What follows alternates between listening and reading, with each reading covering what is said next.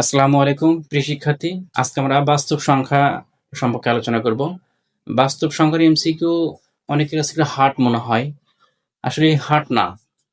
একটা কথা বলা আছে না, পরিশ্রম কখন বৃথা যায় না যদি আমরা পরিশ্রম করি। আমি একটা বাক্য মাঝে মাঝে অ্যাপ্লাই করি, easy to learn of mathematic. আসো আমরা ওইভাবেই করব। দেখো প্রথমতই বাস্তব সংখ্যার 1.1 এসএসসি 26 এবং 27 ব্যাচের জন্য খুব গুরুত্বপূর্ণ এবং বাই বাই দ্য বাই এটা এসেছিল তোমার 2018 সালের ব্যাচে এসেছিল। আচ্ছা, এখন দেখো নিচে কোনটি স্বাভাবিক সংখ্যা, কোনটি স্বাভাবিক সংখ্যা, তাহলে এটা আমরা একটু সমাধান করব।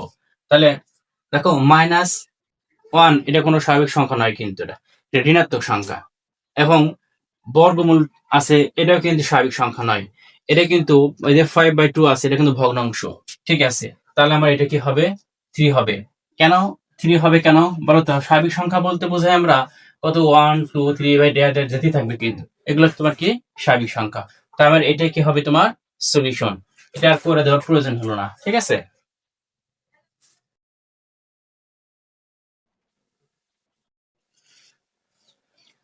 আসসালামু আলাইকুম প্রিয় শিক্ষার্থী। বাস্তব সংখ্যার দ্বিতীয় একটা এমসিকিউ নিয়ে আমরা আলোচনা করবো আজকে। দেখো নিচের কোনটি মূলদ সংখ্যা? ঠিক আছে, এটা এসেছিল ঢাকা বোর্ড 2017 সালে এসেছিল। মূলদ সংখ্যা কোনটি? এখন দেখো আমরা মূলদ সংখ্যা কোনটি সেটা আমরা বের করে নেবো। দেখো এটা কিন্তু মূলদ সংখ্যা হয় না, একে রুট করলেন তাহলে আমরা একটা দশমিক পয়েন্ট পাবো। অর্থাৎ আমরা যদি বাইরে একটা তো কথাই বলি সরাসরি, যদি আমরা 7কে আমরা ভাঙ্গাই আমরা কিন্তু পাবো কত 3.50। ঠিক আছে, যখনই কোনো সংখ্যা যখন দশমিক বের হবো 3.2 3.5 ইটিসি এরকম যখন বাড়বে সেটা তোমার কিন্তু অমূলদ সংখ্যা কিন্তু। তাহলে এখন মূলদ সংখ্যাটা কোনটা? আমরা দেখো মূলদ সংখ্যা আমরা এটা হলো আমাদের মূলদ সংখ্যা হবে। কেমনে হবে এটা মূলদ সংখ্যা? একটু ওয়েট। হুম দেখো এখানে বলা হয়েছে তোমার √1 2 আছে, নিচে কত রুট কত তোমার 3 আছে। দেখো এই যে এটা √3 আর কত √1 2 আছে, যদি আমরা ভাগ করি তাহলে কত হচ্ছে তোমার রুট কত পাওয়ার 4 কিন্তু হচ্ছে, হচ্ছে না? তাহলে এখন দেখো √4 এর উপরে যদি এই যে 4 এর উপরে যদি আমরা আবার রুট করি মান বাড়বে কত তোমার কত 2 কিন্তু। আর 2 হলো তোমার একটা কি মূলদ সংখ্যা। বুঝতে পারছো? এটা দেখো এটা কিন্তু কোনো দশমিক বের হয় নাই, তো দশমিক 2.2 বাড়াইতো 3.5 বাড়াইতো, যখনই দশমিক বের হবে তোমার তখনই তোমার এটা হবে অমূলদ সংখ্যা। আর যখন দশমিক বের হবে না তখন তোমার হবে এটা কি মূলদ সংখ্যা। ঠিক আছে,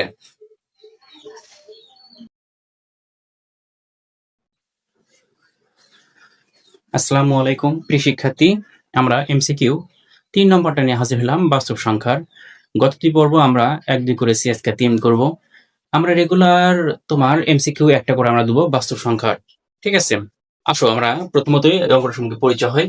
দেখো রুট এখানে আছে √1 2 ডিভাইডেড 7/5। এটা কিন্তু দুটোর উপরে রুট আছে, কিন্তু এই দুটোর উপর কি রয়েছে রুট রয়েছে, দুটোর উপর রুট রয়েছে। হ্যাঁ, এই দুটোর উপর কি আছে তোমার রুট রয়েছে কিন্তু। আচ্ছা, কোন ধরনের সংখ্যা? এটা ছিল তোমার দিনাজপুর বোর্ড 2019 এসেছিল। ঠিক আছে, স্বাভাবিক সংখ্যা, মূলদ সংখ্যা, অমূলদ সংখ্যা নাকি মৌলিক সংখ্যা? কোন সংখ্যা? তো প্রথমত আমরা এই অঙ্কটা আমরা কি উঠাই নেবো, এখানে সলিউশন করে দেবো। দেখো প্লিজ কত, আচ্ছা ফাইন। এই সংখ্যা দেখো এই যে সংখ্যাটা আমরা উভয়কে আমরা 3 দিয়ে ভাগ করতে পারি। কত পারি? 3 4 12। তাহলে এখানে তোমার কত আসতে পারে? 3 4 12, 4 4 3 25 75 5। তাহলে এখানে আমরা রুট কত 4, নিচ কত 5। এটা একটু ভাবে আমরা একটু মডিফাই করে নিতে পারি। কিরকম? √4 ডিভাইড কত রুট কত 2 5। এখানে দেখো যদি আমরা রুট দেই 4 এর উপরে যদি রুট করি তাহলে আমরা পাবো কত বলো তো 2 পাবো। 5 এর উপরে যদি 2 5 এর যদি আমরা রুট করি তাহলে পাবো কত 5। তাহলে এখানে দেখো দুটোই, এটাও উপরের সংখ্যা কিন্তু বের হচ্ছে তোমার কি সংখ্যা বের হচ্ছে? মূলদ সংখ্যা বের হচ্ছে। নিচেটা 5 5 25 বের হচ্ছে কি মূলদ সংখ্যা বের হচ্ছে। পূর্ণ একটা সংখ্যা যখন বের হবে সেটাই তোমার মূলদ সংখ্যা, পূর্ণ সংখ্যা। ওটা কোনো দশমিক থাকবে না, উইদাউট দশমিক। ক্লিয়ার? তাহলে এটা কি হলো তোমার মূলদ সংখ্যা। তাহলে আমার মূল সংখ্যা কোনটি? এইটি আমার মূল সংখ্যা। বোঝা গেছে কি?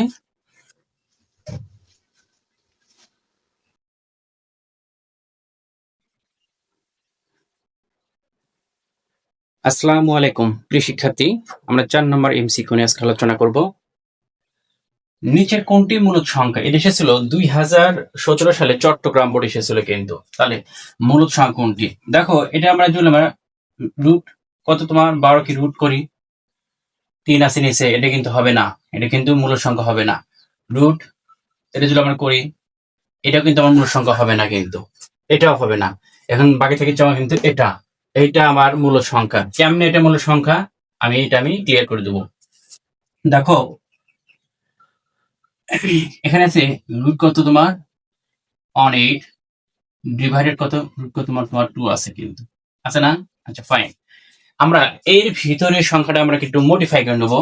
দেখো কিভাবে, 9 দুগুণে কত হয় তোমার 18, 2 আসলো কিন্তু, কত রুট কত তোমার 2 চলে আসলো। একটু ওয়েট, রুট 9 তোমার ইন্টু রুট কত তোমার 2 লিখতে পারি কিনা? আমরা অবশ্যই লিখতে পারি কিন্তু হবে, হ্যাঁ তোমরাও কিন্তু জানো কিন্তু হবে লেখা যায়। হ্যাঁ, এটা কি হয়ে যায়, ভ্যানিশ হয়ে যায়, যায় কিনা? যদি আমরা 9 রুট করে আমার কিন্তু কত পাবো, 3 পাবো কিন্তু, পাবো না? 3 পাবো কিন্তু। সেই সেই দিক থেকে, সেই দৃষ্টি থেকে এটা আমার অ্যান্সার কত তোমার 3। তাহলে এটা আমার কি সংখ্যা? মৌলিক সংখ্যা। Easy to learn of mathematic.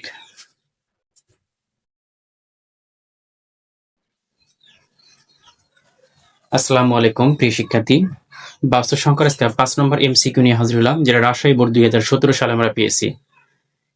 এটা আমরা সমস্যার সমাধান করব। দেখো, এটা একটু অনেকের কাছে ক্রিটিক্যাল মনে হয়, আমি মনে করি নো ক্রিটিক্যাল, বাস ইজি টু লার্ন। এখানে আসো, 3 দশমিক কত, এই যে একটু পূর্ণবণিক বলা হয়, আমরা বলবো আমরা ডুয়েল টু বলবো। আমরা কি বলবো? ডুয়েল টু। এর সাধারণ ভগ্নাংশ কোনটি? এর সাধারণ ভগ্নাংশ ডুয়েল টু আমরা বলবো, এটা ডুয়েল টু আপ বলতে পারি আমরা, ঠিক আছে? অথবা ডুয়েল টু বললেও আমাদের ভুল হবে না।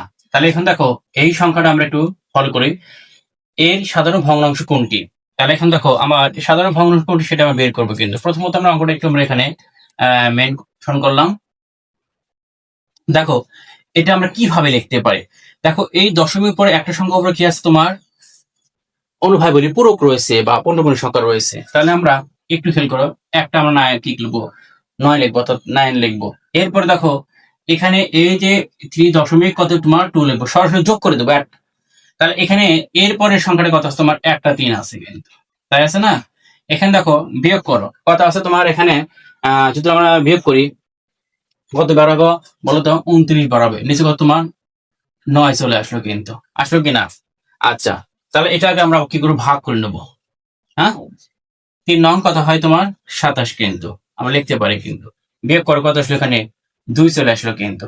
এই 2টা চলে যাবে উপরে, আর এই 9টা চলে আসবে কত নিচে। তাহলে আমরা লিখতে পারি 3 2/9। এটা আমার কি অ্যান্সার? এটা কোথায় আছে তোমার, খ নম্বর রয়েছে। দেখো কত ইজি, এত টিপিক্যাল করে দরকার নাই তো। আমার আমি বুঝলেই হলো, আমি বুঝলে হলো, অর্থাৎ তুমি বুঝলে হলো, তুমি যেভাবে পারো তুমি সহজ করে নেবা, ঠিক আছে? তোমার ওরকম ধারা বাধা নিয়ম থাকার দরকার নেই, ঠিক আছে?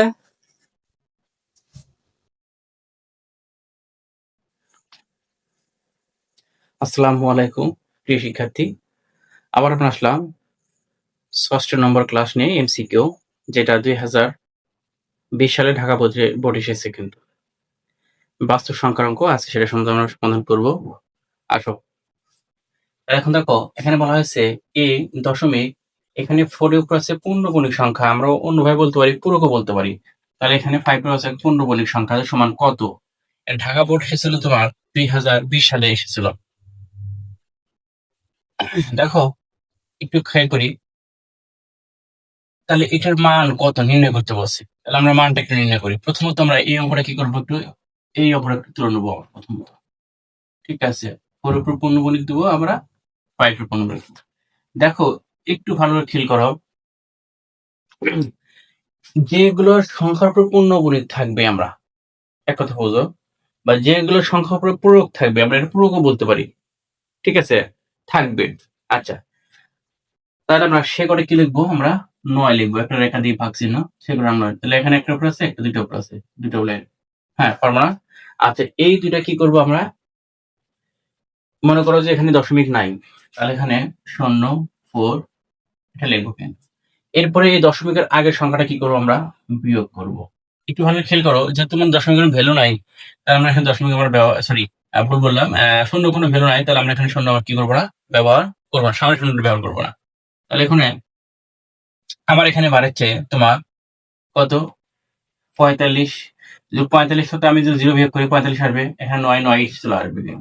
তাহলে এখন দেখো এটা আমরা কেটে নিতে পারি, যেহেতু একটা মান মিলাতে হবে আমাদের, যেগুলো একটা মান মানটা মিলাতে যত কিছু করা দরকার আমাদের করতে হবে। তাহলে এখানে খেয়াল করি আমরা 9 দিয়ে কাটি, কত হয় 5 9, কত হয় তোমার 45, হ্যাঁ 9 11 কত তোমার 99। তাহলে এখন দেখো 5 বাই কত তোমার 11, এটা তোমার অ্যান্সার। ঠিক আছে, আর একটা জিনিস খেয়াল করি আমরা, একটা সফট নাম্বার ক্লাস আমরা 6 উল্লেখ করি।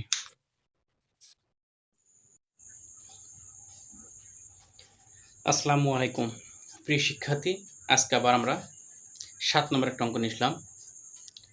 এটা ছিল চট্টগ্রাম বোর্ড 2020-এ।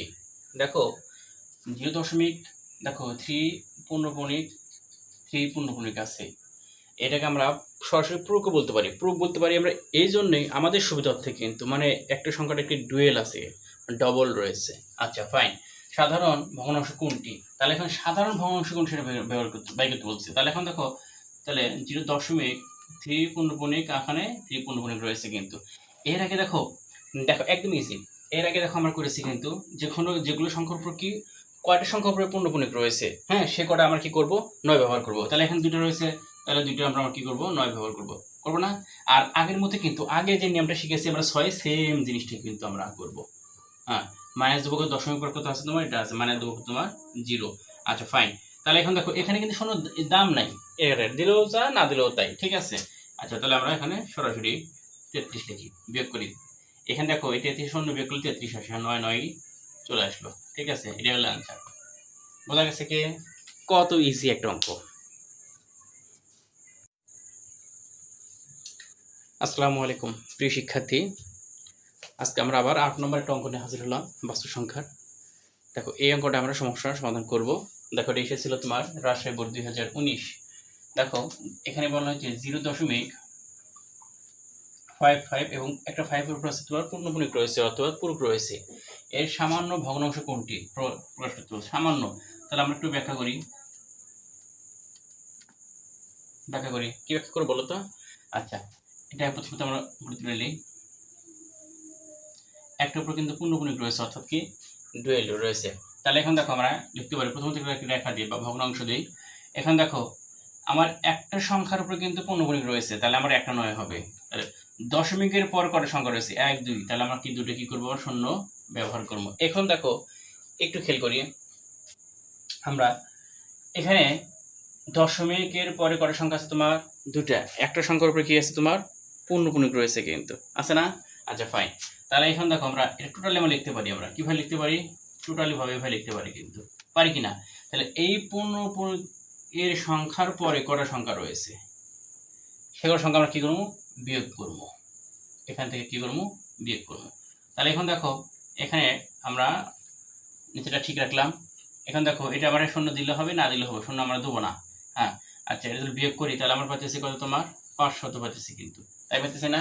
এখন দেখো খেয়াল করো, যদি এটা আমরা কাটাকাটি করি এটা এটা কেটে যায়, এটা কি হাতে কেটে যায়, তাহলে থাকে কত তোমার 5 বাই কত তোমার 9, এটা আমার কি অ্যান্সার। কিন্তু এখানে দেখো যে 5 বাই 9 প্রথমটাই কিন্তু আমার এসে গেছে।